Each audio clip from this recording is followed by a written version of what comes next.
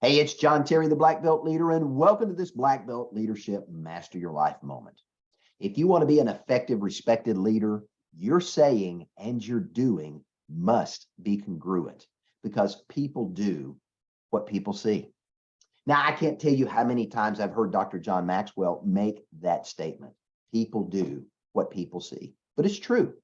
We speak with our words, but we also speak with our actions. And when there's the disconnect between our saying and our doing trumps what we're saying in the eyes of those we're leading. Ouch. Yeah. Sometimes we believe that if we simply tell our children, our employees, our teammates, or those we're leading, do as I say and not as I do, it'll work. But guess what? It doesn't. There's something in the human psyche that wants to mirror the behaviors we see in others, and we want to be like. It's how we learn in the early formative years of our lives. It's a form of visual imprinting that programs our brains to ingrain certain habits based upon what we've seen other people repeatedly do, especially so if that person is an authority figure or an influencer in our lives. You know, thinking back several years in the past about this topic of saying and doing, one of my martial arts instructors for a season was notoriously late in arriving for class. It wasn't uncommon for our 7 p.m. class to start at 7:10, 7:15, or even 7:20. Never an apology or an explanation. He just arrived when it was convenient for him, and he often showed up unprepared to teach. One of the reasons my season with him was short-lived. But his expectation was, based upon what he said, everybody was to be there in place, stretched, warmed up, and ready to go at 7 p.m. so class could start on time. Now, over a period of weeks and months, students began to show up later and later. This pushed the start time for classes back even farther. And then students, myself included, simply stopped showing up. They joined one of the other martial arts schools in the area, and the instructor was stunned that we would leave his school to train with a competitor. What he didn't understand was his saying and his doing were incongruent. They were not in alignment. And as a result, his productivity and ultimately his profitability suffered because his school ended up closing. The instructor, still in disbelief that his repeated tardiness was one of the main factors that led to his failure. He failed to understand that people do what people see.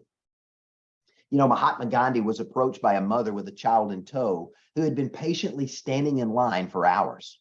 When Gandhi asked what he could do for her, she explained that her son was a good boy, but he would lie, cheat, and steal to get his hands on sweets. He loved candy. So she asked Gandhi if he would speak words of wisdom directly to this young boy so he would stop eating candy. Gandhi asked her to come back in a week. Frustrated, the mother left and returned a week later, again waiting hours in line to have a moment with the wise sage. As she approached and again expressed her frustration with her son and begged Gandhi for help, he remembered the conversation. He smiled and he motioned for the young boy to come forward. He placed his hands on the boy's shoulder and he spoke these words softly to him. Young man, stop eating sweets. Now, the mother was hoping for something more, and she asked Gandhi why he made her wait a week to speak those simple words to her son. Gandhi's response speaks to the leader that he was. Here's what he said. A week ago, I was still eating sweets myself. I couldn't ask this young man to do something I was not willing to do myself. Now, there's a powerful truth here, and I want you to get it. If you want to be an effective, respected leader, your saying and your doing must be in alignment. They must be congruent. So think of your role as a leader as being an actor on the stage. Those you're leading are sitting in the audience. Your family, your team members, your coworkers, your employees are volunteers. They may not remember what you said, but they're going to observe and remember what you did. Understand that our mind sees in pictures. What we see is imprinted in our thinking. And if these behaviors are repeated over and over again, they seep into our unconscious mind where they then become internalized. We in turn accept what we've seen over and over again as approved behavior, and we model that in the way we live out our own lives. A leader's doing becomes the standard of acceptable conduct that others use to govern and justify how they are leading their own lives. Let me say that again.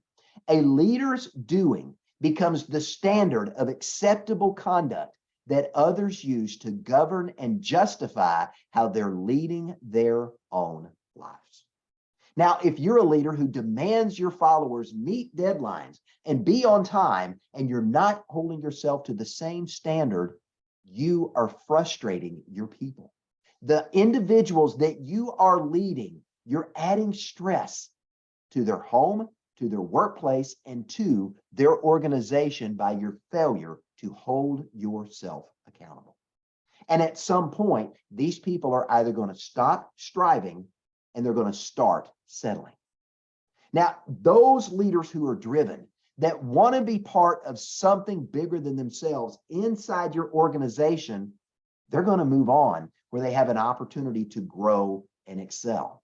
And when you start settling, your quality people are going to start migrating somewhere else. What's going to happen?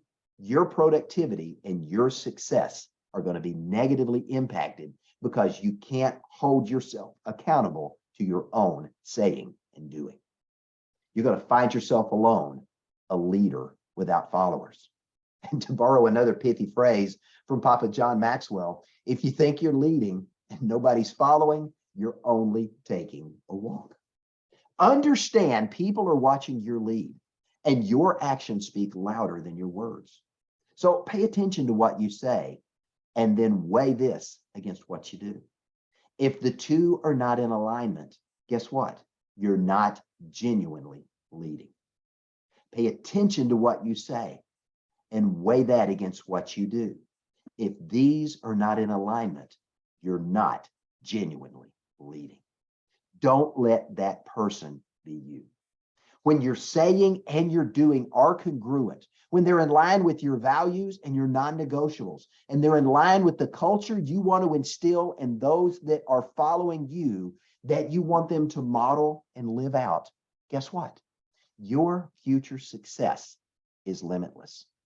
You choose your saying and you're doing well because people do what people see. Choose your saying well. Choose your doing well. Your future success as a leader depends on not just your saying, but your doing. I'm John Terry, the Black Belt Leader. Thanks for joining me for this Black Belt Leadership Moment. Have a great day.